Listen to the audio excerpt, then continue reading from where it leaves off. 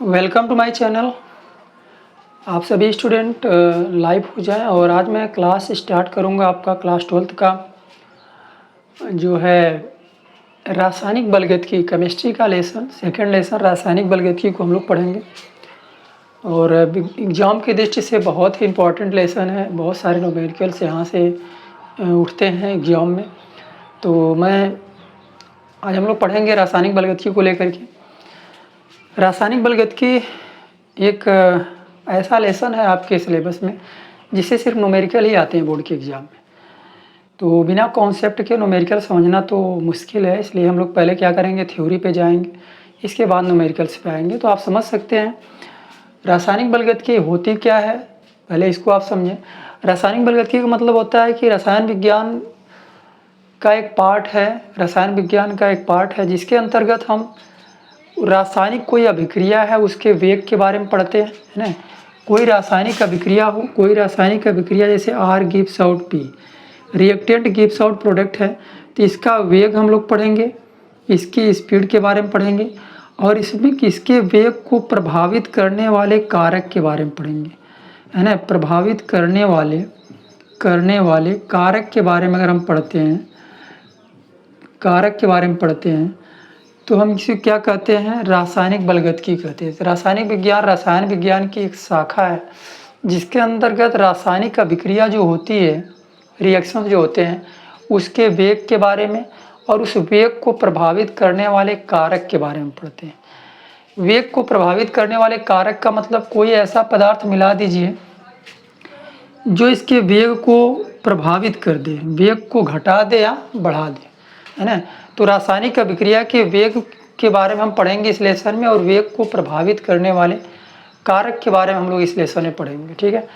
तो आप रासायनिक बलगतिकी की परिभाषा आप देख सकते हैं यहाँ पे। रासायनिक बलगतिकी क्या है? रासायनिक बलगतिकी रसायन विज्ञान की वह शाखा है जिसके अंतर्गत किसी रासायनिक अभिक्रिया का वेग तथा वेग को प्रभावित करने वाले कारकों का अध्ययन किया जाता है, ठीक है। तो रासायनिक बलगतिकी रसायन विज्ञान की एक शाखा है जिसके अंतर्गत रासायनिक अभिक्रिया के वेग तथा वेग को प्रभावित करने वाले कारक का अध्ययन किया जाता है, ठीक है, इस पूरे लेसन में। अभी रासायनिक अभिक्रिया में होता क्या है कि इसका वेग हम अगर पता करें, रासायनिक अभिक्रिया का वेग क्या होता है, तो रासायनिक अभिक्रिया का वेग दो तरह से निकालेंगे। एक अभिकारक के लिए निकालेंगे, है ना, इसका औसत वेग क्या होता है, और एक उत्पाद के लिए बताएंगे औसत वेग क्या होता है।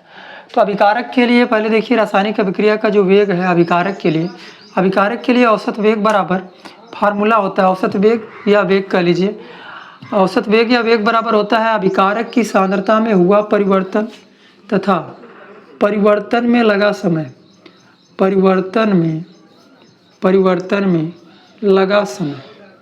लगा समय। ये हो गया किसके लिए? अभिकारक के लिए वेग या औसत वेग बराबर, आपको फार्मूला क्या मिला, अभिकारक की सांद्रता में हुआ परिवर्तन। अभिकारक मतलब R रिएक्टेंट, ठीक है। सांद्रता मतलब हो गया बड़ा ब्रैकेट, है ना, इसको सांद्रता पढ़ते हैं। अभिकारक की सांद्रता में परिवर्तन का मतलब हो गया डेल्टा, तो इसको क्या पढ़ेंगे, अभिकारक की सांद्रता में परिवर्तन। R मतलब अभिकारक, बड़े ब्रैकेट मतलब सांद्रता, अभिकारक की सांद्रता, और डेल्टा का मतलब हो गया परिवर्तन। अभिकारक की सांद्रता में परिवर्तन बटे परिवर्तन में जो लगा समय है डेल्टा टी, इसी को हम क्या कहते हैं, अभिकारक के लिए वेग या औसत वेग कहते हैं, ठीक है। तो ये अभिकारक के लिए फार्मूला हो गया, अभिकारक के लिए वेग का फार्मूला क्या होता है। अब इसके बाद हम पढ़ेंगे उत्पाद के लिए, ठीक है। उत्पाद प्रोडक्ट के लिए क्या होता है, तो उत्पाद के लिए औसत वेग कहिए या औसत वेग कहिए, उत्पाद के लिए आपका हो गया औसत वेग बराबर उत्पाद के लिए आप लिखेंगे उत्पाद की सांद्रता में हुआ परिवर्तन, है ना, उत्पाद की सांद्रता में हुआ परिवर्तन, उत्पाद की सांद्रता में हुआ परिवर्तन बटे परिवर्तन में लगा समय, परिवर्तन में लगा समय, परिवर्तन में लगा समय, यह हो गया उत्पाद के लिए, ठीक है। औसत वेग, उत्पाद की सांद्रता में हुआ परिवर्तन मतलब उत्पाद मतलब प्रोडक्ट हो गया P, सांद्रता मतलब बड़ा ब्रैकेट हो गया, और परिवर्तन का मतलब हो गया डेल्टा, ठीक है, बटे परिवर्तन में लगा समय क्या हो गया, डेल्टा T हो गया, ठीक है। ये हो गया किसके लिए वेग या औसत वेग, उत्पाद के लिए हो गया। तो ये हो गया उत्पाद के लिए वेग का फार्मूला, ठीक है, ये हो गया उत्पाद के लिए वेग का फार्मूला। और ये जो हो गया आपका अभिकारक के लिए वेग का फार्मूला, अभिकारक के लिए वेग का फार्मूला, ठीक है। तो अभिकारक के लिए और उत्पाद के लिए दोनों को क्लियर हो गया आप लोगों को। अभिकारक के लिए वेग का फार्मूला क्या हो गया, उत्पाद के लिए वेग का फार्मूला क्या हो गया, ठीक है। तो अभिकारक के लिए अभिकारक की सांद्रता में हुआ परिवर्तन बटे परिवर्तन में लगा समय, और उत्पाद के लिए उत्पाद की सांद्रता में हुआ परिवर्तन था परिवर्तन में लगा समय, ठीक है। तो ये अभिकारक के लिए उत्पाद के लिए। अब इसकी डेफिनेशन अगर आपको बताना हो कि औसत वेग का डेफिनेशन बताइए, ठीक है, परिभाषा बताइए क्या होता है, तो क्या बताएंगे, अभिकारक की सांद्रता में हुआ परिवर्तन या उत्पाद की सांद्रता में हुआ परिवर्तन तथा परिवर्तन में लगा समय का जो अनुपात होता है, चाहे अभिकारक की सांद्रता में हुआ परिवर्तन हो, चाहे उत्पाद की सांद्रता में हुआ परिवर्तन हो, और परिवर्तन में जो समय लगता है उसका जो रेशियो होता है, उसी को हम रासायनिक अभिक्रिया का क्या कहते हैं, रासायनिक अभिक्रिया का औसत वेग कहते हैं, है ना। दोनों को डेफिनेशन अगर एक ही में आपको बताना है तो आप दोनों को मिला के बता दीजिए कि अभिकारक की सांद्रता में हुआ परिवर्तन हो, चाहे उत्पाद की सांद्रता में हुआ परिवर्तन हो, और परिवर्तन में जो समय लगता है उसका जो अनुपात है उसी को रासायनिक अभिक्रिया का औसत वेग या वेग कहते हैं, ठीक है। तो यहाँ तक क्लियर है आप लोगों को, क्लियर दिख रहा है यहाँ तक।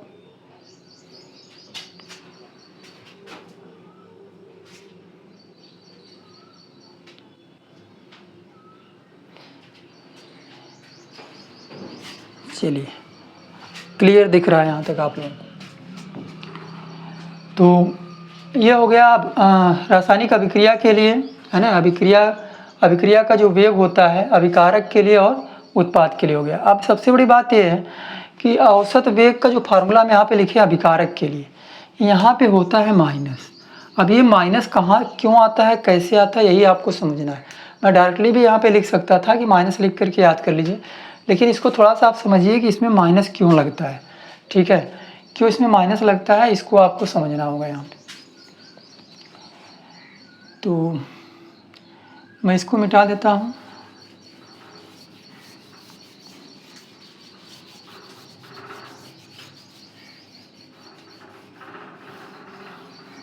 चलिए, ये मानता हूँ मैं कोई रासायनिक अभिक्रिया है, R gives out P, reactant gives out product, ये कोई रासायनिक अभिक्रिया है, ठीक है। माना कोई अभिक्रिया, माना कोई अभिक्रिया R गिव्स आउट P है, रिएक्टेंट गिव्स आउट प्रोडक्ट, और यहाँ पे हम मान लेते हैं T बराबर 0 पर, समय जब 0 है तो रिएक्टेंट आपका कितना है, मैं मान लेता हूँ 6 है ना। T बराबर 0 पर जो अभिकारक है वो 6 है, लेकिन जब समय 0 लग रहा है, समय कुछ है ही नहीं, है ना, टाइमिंग क्या है 0 है, तो आप बोलेंगे सर प्रोडक्ट तो कुछ बनेगा ही नहीं, प्रोडक्ट तो 0 होगा, क्योंकि समय लगता तभी कुछ बनता, लेकिन समय जब 0 है तो प्रोडक्ट कुछ नहीं बनेगा, 0 होगा। अगर हम बोलते हैं T बराबर 0 पर, T बराबर 1 सेकेंड पर, T बराबर 1 सेकेंड पर जो प्रोडक्ट है, मैं मानता हूँ कि चलो 2 बन गया, तो आपको मानना पड़ेगा जो अभिकारक है वो आपका कितना बच गया, 4 बच गया, ठीक है। और T बराबर अगर हम मानते हैं कि यहाँ दूसरा जो सेकेंड लगा, दूसरे सेकेंड पर, ठीक है, दूसरे सेकेंड पर ये 2 और बन गया, तो कितना हो गया 4। जब ये 2 और बन गया प्रोडक्ट, तो इसका मतलब अभिकारक 2 और घट गया, कितना हो गया 2 हो गया। जैसे तीसरा सेकेंड लगा, T बराबर तीसरा सेकेंड, और तीसरे सेकेंड पर जो प्रोडक्ट है 2 फिर बना, तो कितना हो गया 6, और ये घट के कितना हो गया 0। समझ में आया आपको। मतलब हमें ये क्लियर करना है कि अभिकारक के लिए जो औसत वेग का फार्मूला होता है, यहाँ पे माइनस क्यों लगता है, ठीक है, उसी को मैं समझाने का प्रयास कर रहा हूँ। तो यहाँ पे कोई अभिक्रिया है, R gives out P, reactant gives out product, अभिकारक आपका 6 लिया गया, समय जब 0 है तो प्रोडक्ट कुछ बनेगा नहीं, लेकिन 1 सेकेंड पे अगर ये 2 बना तो ये 2 कम हुआ, 2 और बना तो 2 और कम हुआ, 2 और बना तो एकदम कम हो गया। ठीक है, अब यहाँ पे आपको समझना है अभिकारक के लिए और उत्पाद के लिए। ठीक है, अभिकारक के लिए एक निश्चित समय ले लेंगे हम। अब निश्चित समय का मतलब कोई एक समय ले लीजिए, एक निश्चित समय के लिए एक समय मैं ले लेता हूँ t बराबर 1 सेकेंड, और एक मैं ले लेता हूँ t बराबर ये वाला निश्चित समय के लिए दूसरा सेकेंड। ठीक है, आप कोई भी ले सकते हैं इसमें से, है ना। इस निश्चित समय के लिए अगर हम रिएक्टेंट, ये आपका क्या है, ये है आपका R1, ये है आपका क्या R2, और ये आपका क्या है P1, और ये आपका क्या है P2। ठीक है, और ये आपका T1 सेकेंड है, T1 पहला टाइमिंग है और ये दूसरा टाइमिंग, T1 और T2। मतलब आपको ये क्लियर करना पड़ेगा प्यारे बच्चों कि अभिकारक जो है 2 समय आप लिए हैं, है ना, निश्चित 2 समय लिए हैं कि t बराबर पहले सेकंड में रिएक्टेंट कितना था, प्रोडक्ट कितना था, और t बराबर दूसरे सेकंड में रिएक्टेंट कितना था, प्रोडक्ट कितना था। मतलब 2 निश्चित समय लेंगे और उसी के बीच में हम इसको सॉल्व करेंगे। अब समझो इसका मतलब क्या होता है। ये डेल्टा का मतलब होता है, डेल्टा का मतलब होता है आप कहेंगे R2 माइनस R1, है ना, और ये डेल्टा t का मतलब होता है T2 माइनस T1। ठीक है, अब यहाँ पे अगर इसको हम सॉल्व कर दें तो R2 का मान कितना है, R2 का मान बाद वाला प्रोडक्ट कितना है, आप बोलेंगे 2, पहले वाला कितना है R1 कितना है 4 बटे ये हो जाएगा आपका T2 कितना है, T2 आपका कितना है, T2 मतलब 2 सेकेंड है, दूसरा सेकेंड 2 सेकेंड है, T1 कितना है 1 सेकेंड है।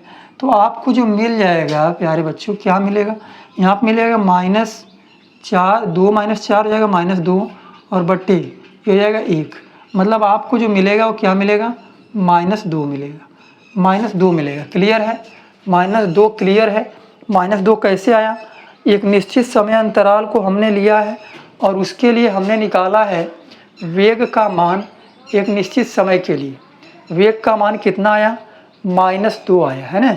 वेग का मान कितना आया, -2 आया है वेग का मान। एक निश्चित समय मैंने चुना t बराबर 1 सेकेंड और t बराबर 2 सेकेंड पर। ठीक है, उसी तरह हम प्रोडक्ट के लिए भी देख लें। प्रोडक्ट के लिए अगर हम देखते हैं तो प्रोडक्ट के लिए आपका क्या हो जाएगा, डेल्टा पी का मतलब होता है, डेल्टा पी का मतलब क्या होता है P2 माइनस P1, और डेल्टा टी का मतलब क्या होता है T2 माइनस T1, है ना। अब इसके बाद अगर P2 का मान देखिए, P2 का मान कितना है, P2 का मान कितना है 4 है, माइनस P1 का मान कितना है, P1 का मान 2 है, बटे T2 का मान कितना है, T2 का मान कितना है 2 है, माइनस T1 का मान कितना है 1 है। इसको सॉल्व करोगे तो आप कितना आएगा 2 बट्टे 1, मतलब कितना मिला 2, है ना, 2 मिला। अब आप बताओ हमें इन दोनों का मान क्या है, सेम है 2 और 2, लेकिन इसमें माइनस है, इसमें क्या आया प्लस आया, है ना। एक में माइनस एक में प्लस आया, ये प्लस है, ये प्लस पूरा आया है, और ये क्या आया माइनस आया। हमें दोनों को बराबर करना है। हमें दोनों को बराबर करने के लिए हम क्या करेंगे, इसमें या तो माइनस से गुणा कर दें ये भी प्लस हो जाए, या इसमें, है ना, जो +2 है उसी में माइनस से कर दें, ये इसी को माइनस कर दें। मतलब दोनों को बराबर करने के लिए साइन तो चेंज करना पड़ेगा, और साइन चेंज करने के लिए इसमें माइनस से या तो गुणा करके इसको प्लस कर दें, इसके बराबर हो जाएगा, है ना, या फिर इसको छोड़ करके इसी माइनस से गुणा करके इसको माइनस कर दें। तो आपको खुद समझना चाहिए कि सर इसी को प्लस कर देते हैं और ये प्लस है तो दोनों क्या हो जाएंगे, बराबर हो जाएंगे। इसलिए हम कहते क्या हैं कि अभिकारक का जो वेग का फार्मूला होता है उसमें माइनस चिन्ह लगाते हैं ताकि दोनों का मान क्या हो जाए, बराबर हो जाए, तो माइनस इसमें लगता है साथियों। ठीक है, अभिकारक के लिए जब भी औसत वेग का फार्मूला आप लिखेंगे तो यहाँ पे क्या लगाएंगे, माइनस लगाएंगे। ठीक है, यहाँ पे आप माइनस लगाएंगे। क्लियर हुआ। अभिकारक के लिए और उत्पाद के लिए फार्मूला, क्यों इसमें माइनस लगता है, क्यों इसमें प्लस होता है, यहाँ तक आपको क्लियर होगा। तो रासायनिक अभिक्रिया के लिए अगर वेग की बात करें तो अभिकारक के लिए वेग लिखते हैं और उत्पाद के लिए वेग लिखते हैं, दोनों के लिए लिखते हैं। अभिकारक के लिए -डेल्टा R/डेल्टा T और उत्पाद के लिए माइनस डेल्टा, है ना, P की सांद्रता/डेल्टा T। ठीक है। इसको सांद्रता पढ़ते हैं बड़े ब्रैकेट को, माइनस है ना डेल्टा आर की सांद्रता अपान डेल्टा टी, माइनस इसमें माइनस नहीं है, डेल्टा पी की सांद्रता बटे डेल्टा टी, ठीक है। ये हो गया। तो अभिकारक के लिए हो गया और उत्पाद के लिए हो गया। अभिकारक और उत्पाद आप देख सकते हैं, एक निश्चित समय अंतराल के लिए अभिकारक की सांद्रता में हुआ परिवर्तन या उत्पाद की सांद्रता में हुआ परिवर्तन तथा परिवर्तन में जो लगा समय है उसका जो अनुपात होता है ना, एक निश्चित समय अंतराल लेते हैं हम और एक निश्चित समय अंतराल में समय एक निश्चित लेना पड़ेगा, है ना। समय एक निश्चित लेना पड़ेगा मतलब एक चुन लीजिए, एक और चुन लीजिए, आप इसमें से आप कोई दो चुन सकते हैं, ठीक है। एक निश्चित समय अंतराल के लिए अभिकारक की सांद्रता में हुआ परिवर्तन या उत्पाद की सांद्रता में हुआ परिवर्तन था, परिवर्तन में लगा समय जो है उसका अनुपात जो होता है उसी को रासायनिक अभिक्रिया का वेग या औसत वेग कहते हैं।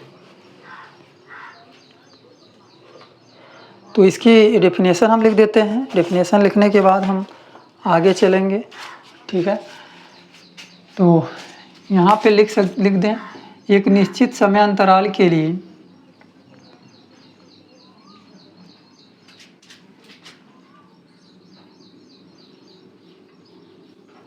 एक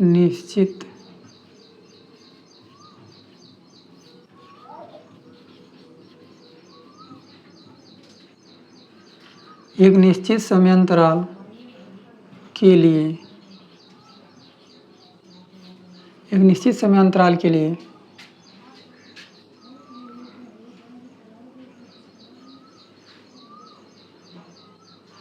अभिकारक की सांद्रता में हुआ परिवर्तन, अभिकारक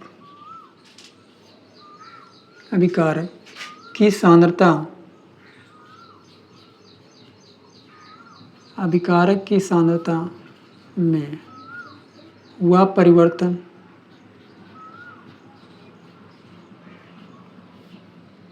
या उत्पाद की सांद्रता में हुआ परिवर्तन, उत्पाद की सांद्रता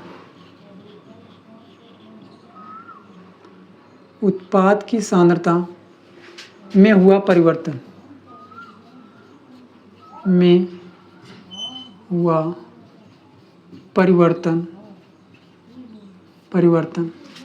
तथा परिवर्तन में लगा समय,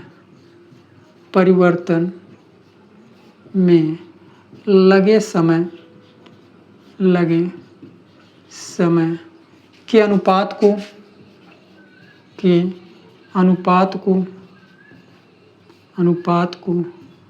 रासायनिक अभिक्रिया का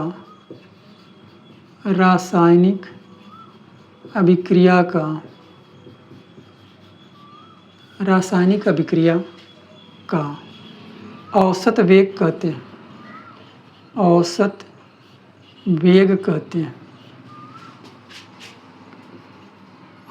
वेग कहते हैं, ये हो गया रासायनिक अभिक्रिया के औसत वेग का डिफिनेशन, ठीक है। औसत वेग का ये आपका डिफिनेशन होगा, औसत वेग।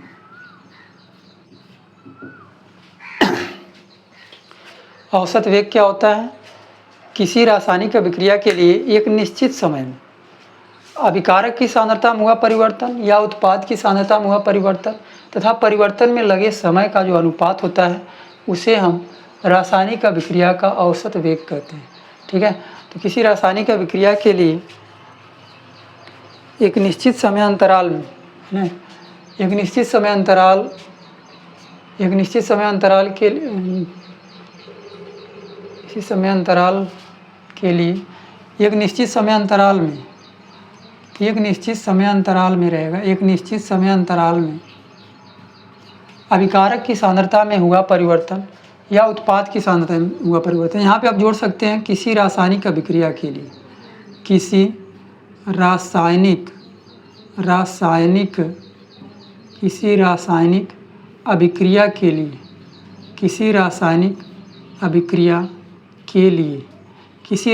अभिक्रिया के लिए एक निश्चित समय अंतराल में अभिकारक की सांद्रता में हुआ परिवर्तन या उत्पाद की सांद्रता में हुआ परिवर्तन तथा परिवर्तन में लगे समय के अनुपात को रासायनिक अभिक्रिया का औसत वेग कहते हैं। और औसत वेग का फार्मूला अभिकारक के लिए ये है और उत्पाद के लिए है। क्लियर है यहाँ तक? यहाँ तक आपको क्लियर होगा। यहाँ तक स्क्रीनशॉट आप लोग ले लीजिए। देख लेता हूँ क्लियर दिखाई दे रहा है कि नहीं दिखाई दे रहा है।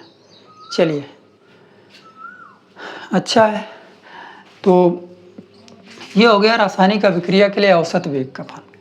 अब यहीं पे हम तात्क्षणिक वेग के बारे में बता देते हैं आपको। तात्क्षणिक वेग क्या होता है?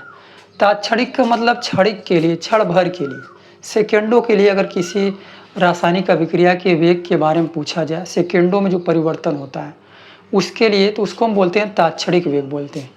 तो तात्क्षणिक वेग क्या होता है ना? तात्क्षणिक वेग हम यहीं पे बना देते हैं आपको। तात्क्षणिक वेग यहाँ तक हो गया रासायनिक अभिक्रिया का औसत वेग, तो हम यहीं में तात्क्षणिक वेग कर देते हैं। औसत वेग के स्थान पे हम तात्क्षणिक वेग लिख देते हैं। तात्क्षणिक वेग, तात्क्षणिक वेग बराबर सब कुछ वही रहेगा, अभिकारक की सांद्रता में हुआ परिवर्तन बटे परिवर्तन में लगा समय, है ना। तात्क्षणिक वेग या वेग बराबर तात्क्षणिक के लिए हम डेल्टा के स्थान पे साथियों डी लगा देंगे। डेल्टा के स्थान पे डी लगा देंगे, बाकी सब कुछ वही रहेगा, डी आर की सांद्रता बटे डी टी, ठीक है। और यहाँ पर उत्पाद के लिए भी वही हो जाएगा, डेल्टा के स्थान पे सिर्फ क्या लगाएंगे? डी लगाएंगे। डेल्टा के स्थान पे डी लगाएंगे।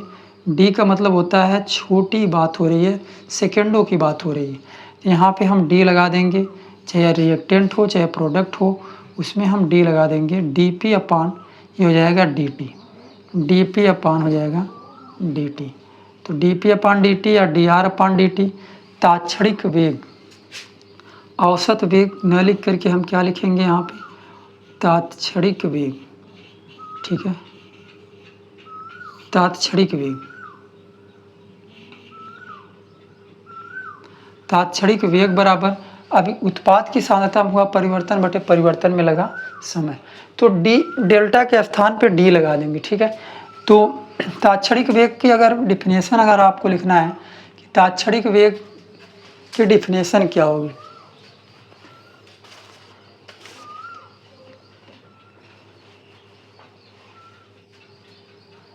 तो तात्क्षणिक वेग यहाँ औसत वेग के स्थान पे हम तात्क्षणिक वेग का डिफिनेशन लिख दें। तात्क्षणिक वेग का डिफिनेशन इसको हो गया है, तो इसको आप लोग मिटा सकते हैं और यहाँ पे हम तात्क्षणिक वेग का डिफिनेशन लिखेंगे। तात्क्षणिक वेग का मतलब होता है, ये पूरा क्लियर है। चलिए, तात्क्षणिक वेग का मतलब हम आपको बताएं, मतलब बस वही कुछ सेकेंडों की बात जहाँ पे होती है, ठीक है।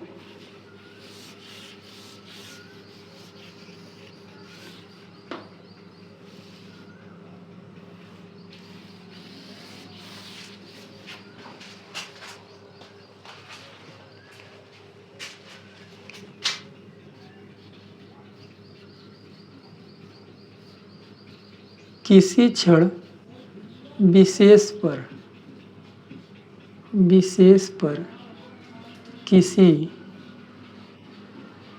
किसी क्षण विशेष पर किसी रासायनिक अभिक्रिया के वेग को रासायनिक अभिक्रिया के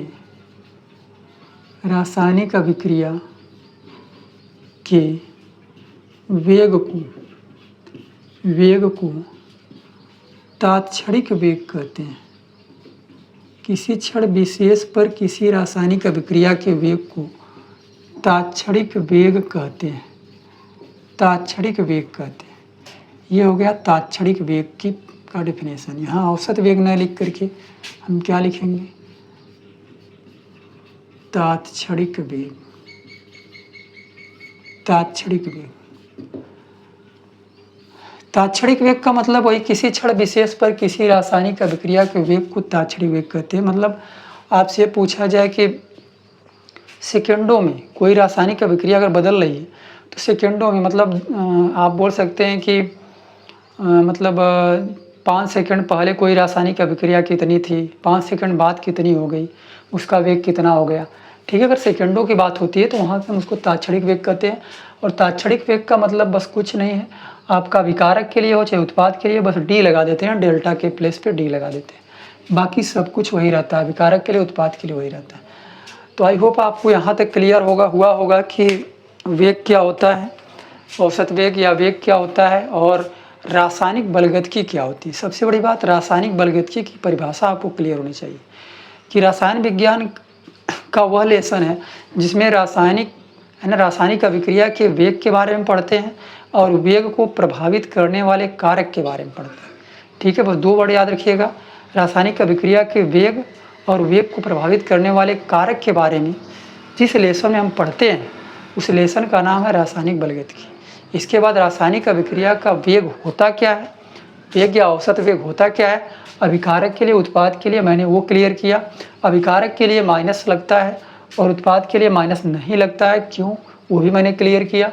और इसको पढ़ते क्या हैं, तो अभिकारक के लिए अगर वेग पूछा जाए तो आप लिखेंगे माइनस डी आर या डेल्टा आर की सांद्रता में परिवर्तन, है ना। डी मतलब, डेल्टा मतलब क्या होता है, परिवर्तन। डी मतलब ये क्या होता है, परिवर्तन। मतलब अभिकारक की सांद्रता में परिवर्तन है, ये अभिकारक हो गया, ये सांद्रता हो गया और ये परिवर्तन हो गया, बटे परिवर्तन में लगा समय। ये उत्पाद हो गया, ये हो गया सांद्रता और ये हो गया परिवर्तन। उत्पाद की सांद्रता में परिवर्तन बटे परिवर्तन में लगा समय। तो अभिकारक की सांद्रता में परिवर्तन या उत्पाद की सांद्रता में परिवर्तन और परिवर्तन में जो समय लगता है उसके अनुपात को हम रासायनिक अभिक्रिया का वेग या औसत वेग कहते हैं। ठीक है, उसी तरह से तात्क्षणिक वेग मतलब क्षण भर की बात हो, ठीक है, मतलब सूक्ष्म समय के लिए, क्षणिक भर के लिए। ठीक है, तो यहाँ पे लिखा गया किसी क्षण विशेष पर किसी रासायनिक अभिक्रिया के वेग को औसत तात्क्षणिक वेग कहते हैं। बस डी डेल्टा के स्थान पे डी लगा देते हैं। ठीक है, अब इसके बाद हम अभिक्रिया का जो आप वेग पढ़े हैं, औसत वेग पढ़े हैं, उसको लेकर के अभिकारक के लिए और उत्पाद के लिए हम आपको बताते हैं ग्राफ क्या होता है। ठीक है, ग्राफ आप समझ लेंगे तो बहुत बेहतर होगा। अभिकारक के लिए और उत्पाद के लिए आपको ग्राफ समझना पड़ेगा।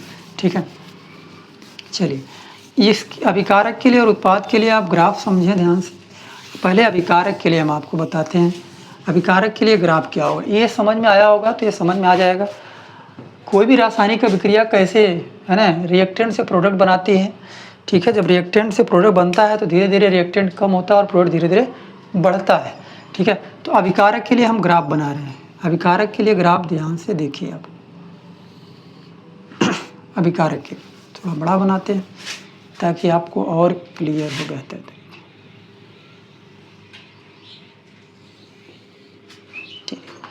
ये हो गया अभिकारक और अभिकारक की सांद्रता।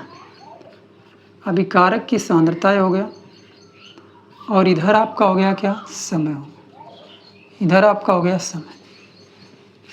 ठीक है, अभिकारक एक तरफ ले लेंगे अभिकारक की सांद्रता और दूसरी तरफ क्या ले लेंगे, समय लेंगे। और इसी तरह से आप उत्पाद के लिए भी देख लीजिए, साथ साथ उत्पाद के लिए भी देख लीजिए।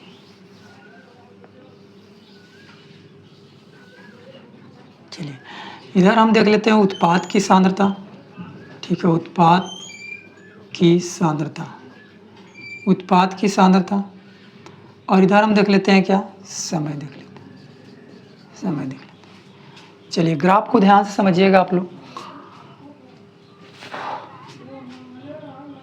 यहाँ पे अगर देखिए आप तो पहले रिएक्टेंट जो है, अभिकारक जो है वो ज़्यादा है ना, ज़्यादा है, t बराबर 0 पर सबसे ज़्यादा है।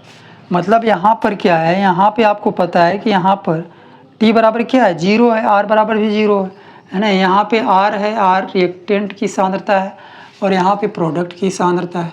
दोनों का ग्राफ हम समझ रहे हैं। ठीक है, अब यहाँ पे अगर देखा जाए तो अगर इस अभिक्रिया के हिसाब से देखा जाए तो t बराबर 0 पर रिएक्टेंट सबसे ज़्यादा है। तो t बराबर 0 है, यहाँ पे t बराबर क्या है, 0 है, समय 0 है। यहाँ इस पॉइंट पे क्या होता है, 0 होता है।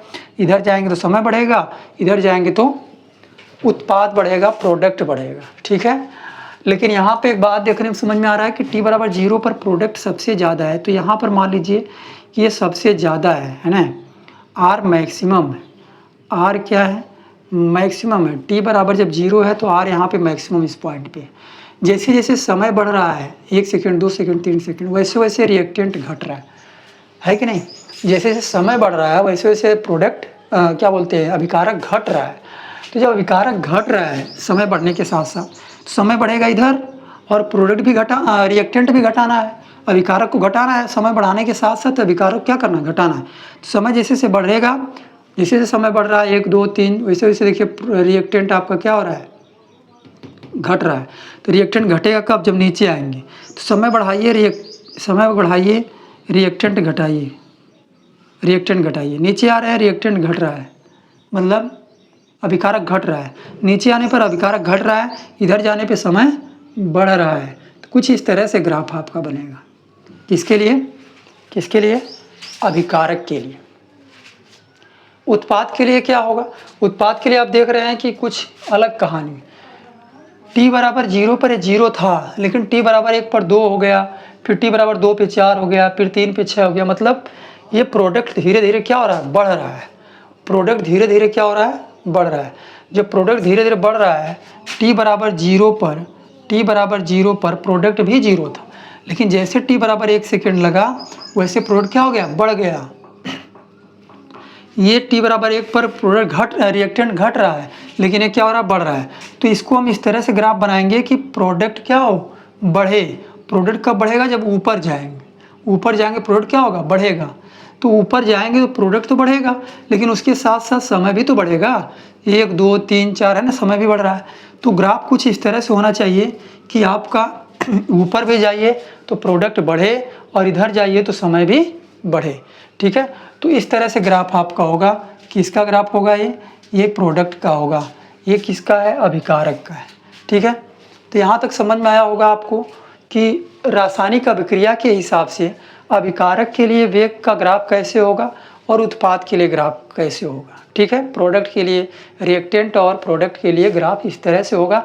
लेकिन अब रिएक्टेंट के लिए, अभिकारक के लिए आप पढ़े हैं क्या, वेग बराबर पढ़े हैं माइनस, वेग बराबर माइनस डेल्टा आर की सांद्रता अपान डेल्टा टी, ये पढ़े हैं। ठीक है, अपान डेल्टा टी, डेल्टा टी। तो हमें इसी को खोजना है कहाँ, minus delta R upon delta T है कहाँ इस पूरे में। और ये इसमें भी आप उत्पाद के लिए देख रहे हैं, तो उत्पाद के लिए वेग बराबर, उत्पाद के लिए वेग बराबर फार्मूला क्या होता है, वेग बराबर होता है माइनस, है ना, माइनस इसमें नहीं होता है, होता है डेल्टा पी की सांद्रता अपान क्या होता है, डेल्टा टी। उत्पाद के लिए आपका ये होता है। ठीक है, उत्पाद के लिए आपका ये होता है। चलिए अब यहाँ पर देखा जाए तो T1 T2 सब ढूंढा जाए और R1 R2 ढूंढा जाए, तो आप समझ सकते हैं T बराबर 1 सेकेंड पे, है ना, T बराबर T1 पर ये आपका 4 था, T2 पे कितना हो गया, 2 हो गया, मतलब T2 पे घट गया, है ना। तो यहाँ पे आप क्या मानेंगे, यहाँ पे T1, यहाँ पे क्या है, आपका T1 है। ठीक है, ये आपका पहला समय है यहाँ पे, और यहाँ पे क्या है, यहाँ पे मान लीजिए आपका T2 है, दूसरा समय है। तो T1 पर देखा जाए तो जो रिएक्टेंट है, रिएक्टेंट मतलब R वाले ग्राफ पे, R वाले पे ये क्या है, R1 है। T1 पे R क्या है, R1 है। और यहीं पर अगर T2 देखा जाए तो T2 पे जो है, ये जो R क्या है, R आपका क्या है, T2 पे R क्या है, ये R2 है ना। T1 पे R1 यहाँ पर है, और जो T2 है उस पर क्या है, T2 मतलब दूसरे पे R2 है, तो ये R2 हो गया। ठीक है, तो T1 T2 को लेकर ग्राफ ने बना दिया। अब यहाँ पर समझिए डेल्टा आर कहाँ, डेल्टा आर मतलब बड़े वाले में से छोटे वाले को घटा देंगे। तो जब बड़े वाले में से छोटे वाले को घटाएंगे, इस पूरे इतना बड़ा ग्राफ है, पहले R1 ज़्यादा होता है ना, R1 देखिए ना, R1 आपका ज़्यादा है 4 है, R2 क्या है 2 है, कम है। तो R1 यहाँ भी देखिए ज़्यादा दिख रहा है, इस R1 इतना बड़े, इतना एरिया इसकी है, और R2 की इतना एरिया है। तो इस पूरे R1 से R2 एरिया को निकाल देंगे तो ये एरिया बचेगी, ये एरिया क्या बचेगी, ये एरिया बचेगी एक तरह से R1 माइनस R2, मतलब ये आपका क्या मिलेगा, ये मिलेगा डेल्टा आर।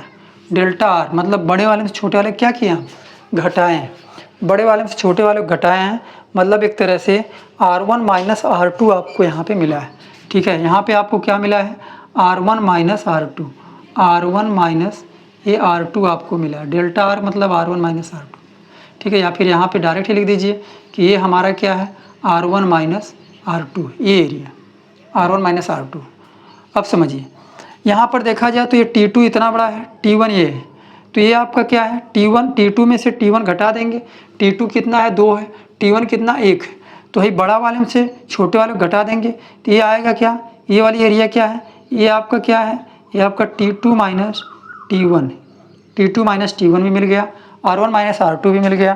ठीक है, तो इसमें देखें तो वेग का डेल्टा आर अपन डेल्टा टी, डेल्टा आर अपन डेल्टा टी देखिए, इस ये पूरे एरिया में से इसको घटाए हैं आप, इस पूरे एरिया में से इसको घटाए हैं तो ये एरिया बचा है, ये वाली एरिया बची है, और इसमें से देखिए आपका T2 में से T1 घटाए हैं तो ये वाली एरिया बची, मतलब इसके सिद्ध में देखा जाए और इसके सिद्ध में देखा जाए तो ये वाली एरिया जो बच रही है यही आपका है वेग बराबर क्या है माइनस डेल्टा आर की सांद्रता, डेल्टा आर की सांद्रता अपान क्या डेल्टा टी, यही आपकी वो एरिया है, यही आपकी एरिया है, डेल्टा आर की सांद्रता अपान डेल्टा टी। समझ में आया? अभिकारक के लिए ग्राफ समझ में आया? ठीक है, अभिकारक के लिए ग्राफ हो गया आपका। ठीक है, उत्पाद के लिए भी समझ लीजिए, उत्पाद के लिए क्या है, उत्पाद के लिए अगर देखा जाए तो पहले 2 है फिर 4 है ना, P1 P2, और लेकिन 2 है तो T1 है, 4 है तो T2 है, मतलब एक तरह से देखा जाए समय जैसे बढ़ रहा है वैसे प्रोडक्ट भी बढ़ रहा है।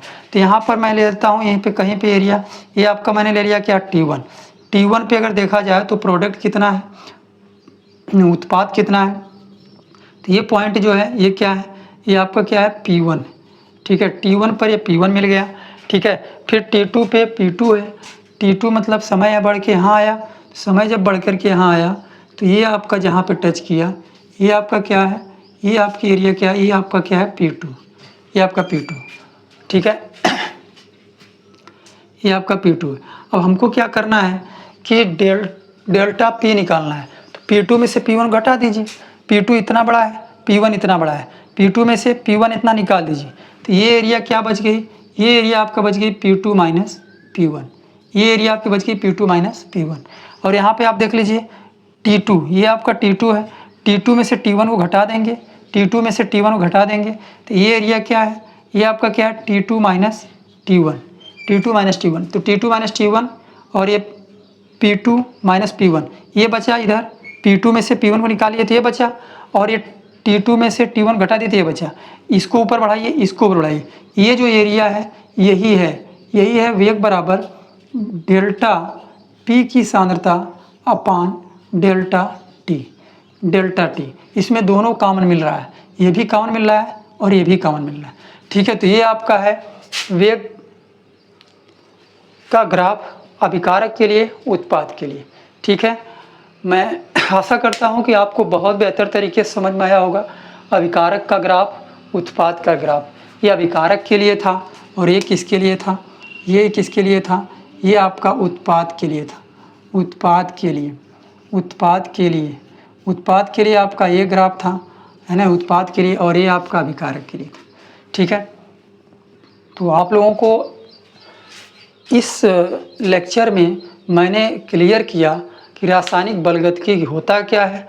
रासायनिक बलगतिकी में बहुत मेन हेडिंग है वेग या औसत वेग क्या होता है, अभिकारक के लिए क्या होता है, उत्पाद के लिए क्या होता है, तात्क्षणिक वेग क्या होता है, और अभिकारक उत्पाद के लिए ग्राफ कैसे बनाए जाते हैं। ठीक है, तो मैं आशा करता हूं कि आप लोगों को बेहतर तरीके से सारी चीज़ें समझ में आई होंगी।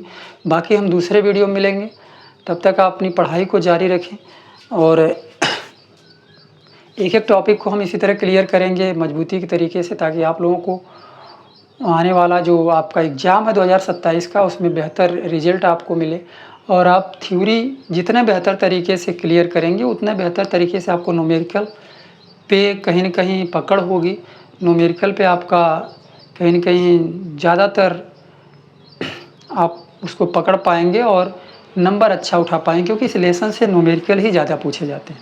न्यूमेरिकल उसी स्टूडेंट को क्लियर होता है जो थ्योरी को बढ़िया तरीके से क्लियर करता है।